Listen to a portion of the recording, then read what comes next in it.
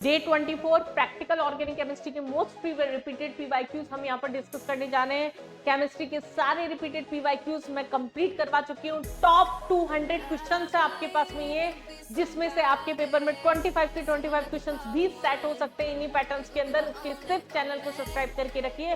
Plus physics और maths की already series चल रही है, ये आपकी आज ओवर हो जाएगी most repeated PYQ series chemistry की, जिसमें मैक्सिमम रिपीटेड पैटर्न के क्वेश्चंस कवर किए गए हैं। रिपीटेड पीवाईक्यू की जो सीरीज चल रही है इसके अंदर मैक्सिमम हम चैप्टर्स कंप्लीट कर चुके हैं, मैक्सिमम नहीं सारे चैप्टर कंप्लीट कर चुके हैं। ये आपका लास्ट चैप्टर है प्रैक्टिकल ऑर्गेनिक केमिस्ट्री, जिसके अंदर हम सारे टाइट्रेशन बेस या सॉल्ट एनालिसिस से रिलेटेड जो क्वेश्चंस होंगे वो भी कवर करेंगे। इसमें कोई मोस्ट रिपीटेड पैटर्न्स नहीं होते हैं, ये ध्यान रखिएगा। हर बार आपका किसी भी टाइप का कैसा भी क्वेश्चन बैठ सकता है, आपका रट्टा मार पोर्शन इसमें अच्छा होना चाहिए। पहले क्वेश्चन से स्टार्ट करते हैं। चलिए, फर्स्ट क्वेश्चन आपका क्या बोल रहा है यहाँ पर, which of the following compound give positive iodoform test. Iodoform test तो जिनकी ऑर्गेनिक अच्छी है उनको वैसे भी आता होगा। एक्वस KOH की प्रेजेंस के अंदर रिएक्शन करा रहे पोटेशियम हाइपोआयोडाइड। ये तो नीचे की रिएक्शन तो आपको दे दी, नहीं भी देते तो आपको सीधा एक वर्ड पता होना चाहिए। आइडोफॉर्म टेस्ट अगर दे रखा है तो इसका मतलब या तो कार्बोनिल कंपाउंड है, उसके पास में टर्मिनल पे कोई भी हमारे पास में अल्फा कार्बन प्रेजेंट होना चाहिए। यहाँ पर हमारे पास में टर्मिनल पे नहीं है, ये CH2 बीच में हो गए, ये आइडोफॉर्म आपका देगा नहीं, ये तो वैसे ही बाउंडेड हो गया आपका। CHO यहाँ पर टर्मिनल के ऊपर CH2 नहीं है, और ये एक स्पेसिफिक केस होता है डाई हैलोजन वाला जो कि टर्मिनल पे अल्फा रख रहा है, तो ये हमारे पास में आंसर हो गया।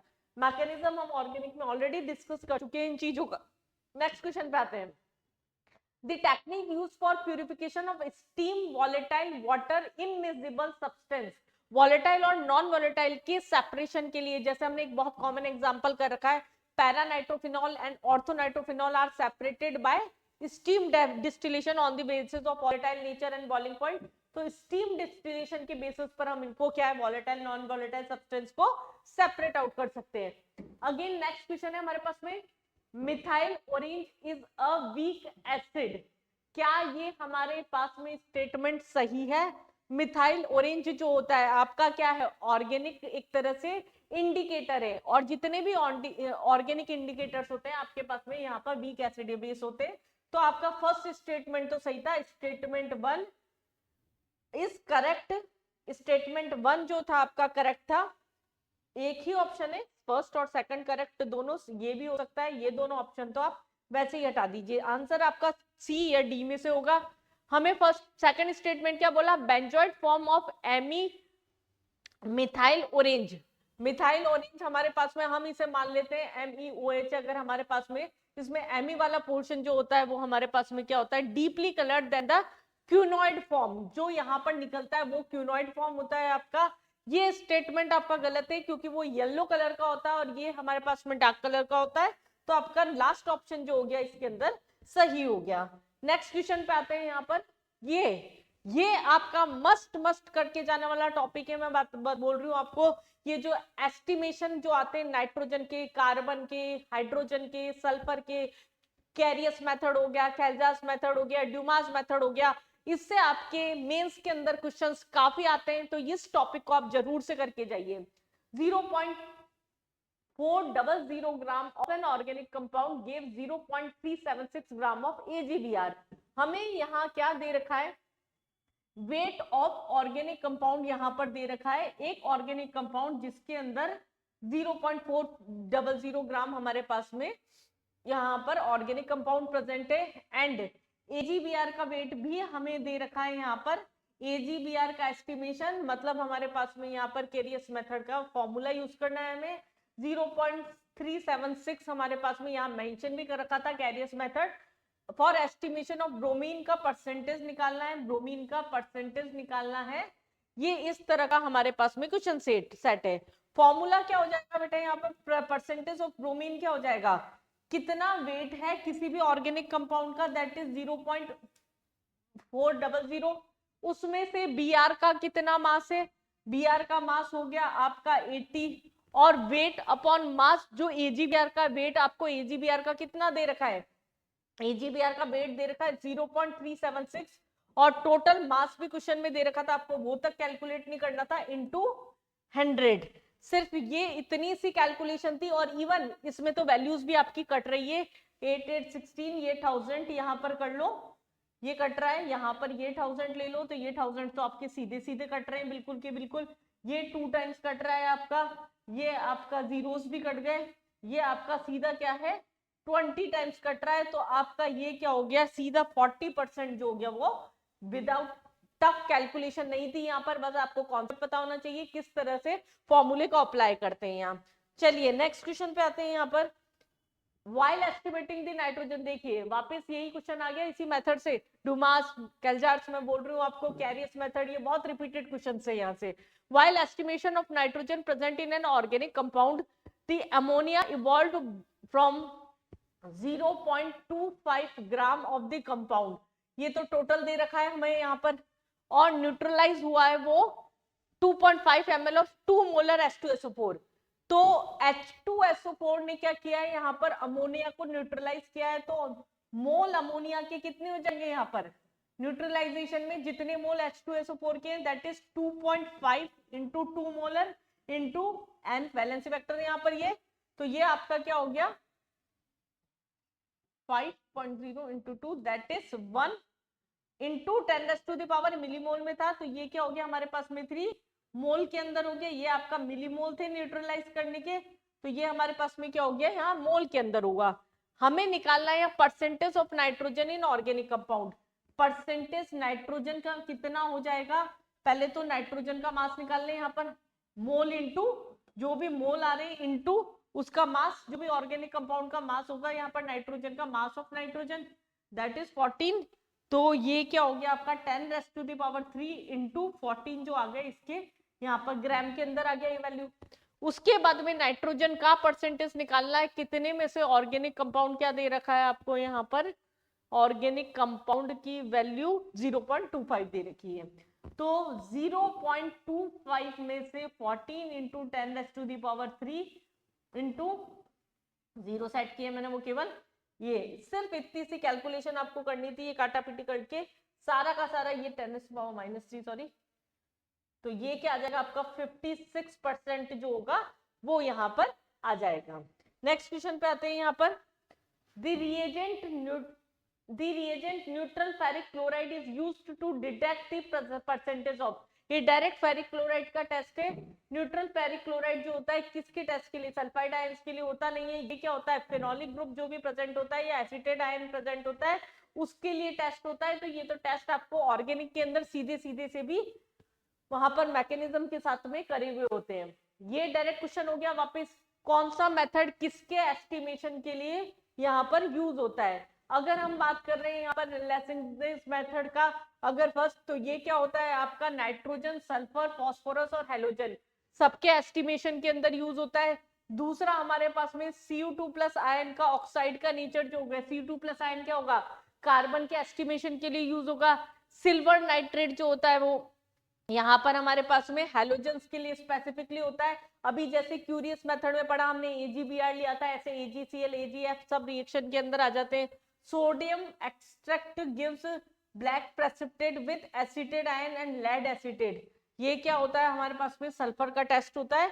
तो ये आपके पास में ये वैल्यू क्या हो गई हमारे पास में, ए का आंसर आपका थर्ड हो गया, बी का आंसर आपका फर्स्ट हो गया, सी का आंसर आपका फोर्थ है एंड डी का आंसर आपका सेकंड हो गया, सी आपका यहाँ पर आंसर होगा।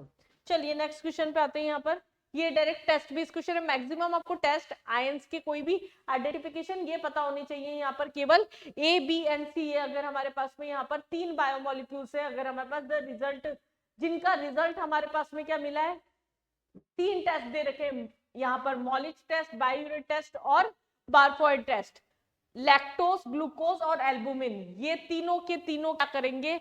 अगर सबसे पहले ये सबसे इजी स्टेटमेंट दिख रहा है आपको बायोयूरेट टेस्ट जो प्रोटीन का होता है, यहाँ पर अगर ये तीनों के लिए नेगेटिव आया है तो एल्बुमिन, फाइब्रस और ग्लोबुलर प्रोटीन का जो आपका टेस्ट है वो क्या होगा आंसर होगा। तो आंसर या तो आपका ये होगा या ये होगा, ये दो, ये ऑप्शन तो आपका फाइनल हो गया।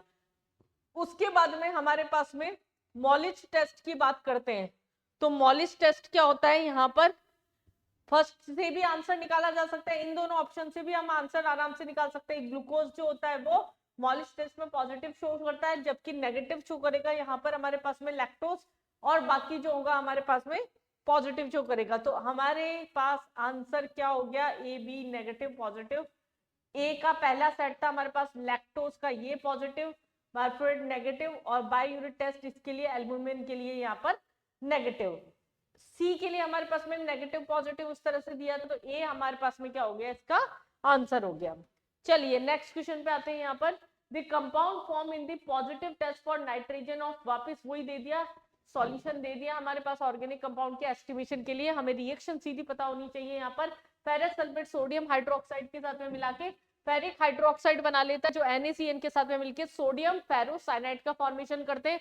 सोडियम फेरोसाइनाइड फेरिक क्लोराइड के साथ में मिलकर यहाँ पर प्रूशियन ब्लू कलर का फेरिक फेरोसाइनाइड बना लेता है। ये कंपाउंड हमारे पास में ये हो गया। ऐसा भी हो सकता है क्योंकि 25 क्वेश्चंस की आपकी बाउंडेशन हो चुकी है अब, तो इस तरह के क्वेश्चन में लास्ट कंपाउंड का पूछ लिया जाए आपसे कोऑर्डिनेशन नंबर, वो होगा आपका कोऑर्डिनेशन और सॉल्ट एनालिसिस से मिला के एक कंबाइंड क्वेश्चन। इस तरह के क्वेश्चन भी आपके आ सकते हैं। नेक्स्ट हमारे पास बात करते हैं फ्लेम टेस्ट। ये तो डायरेक्ट क्वेश्चन है। Green flame with blue centre was observed in, green flame किस में मिलती है आपकी, Cu2 प्लस आयन में मिलती है। डायरेक्ट करने वाला क्वेश्चन था अगर आपको कलर याद है तो। नेक्स्ट क्वेश्चन अगर हम बात करते हैं यहाँ पर लुकास रीएजेंट जो होता है, लुकास रीएजेंट हम अल्कोहल फिनॉल में पढ़ लेते हैं। प्राइमरी सेकेंडरी और टर्शियरी अल्कोहल को डिस्टिंग्विश करने के लिए हम लुकास रीएजेंट यूज करते हैं। और लुकास रीएजेंट क्या होता है, concentrated HCl plus anhydrous ZnCl2 का मिक्सचर। तो फर्स्ट जो आपका हो गया वो तो क्या हो गया, सीधा डी हो गया। ड्यूमास मेथड नाइट्रोजन के एस्टिमेशन के लिए हम यूज करते हैं। हेजलबर्ग रिएजेंट क्या होता है, ये क्वेश्चन मैंने आपको अमाइस चैप्टर के अंदर भी काफी रिपीट कराया था कि इस पे से जनरली क्वेश्चन होता है पेपर में। बेंजीन सल्फोनिल क्लोराइड जो हो गया आपका ये हो गया।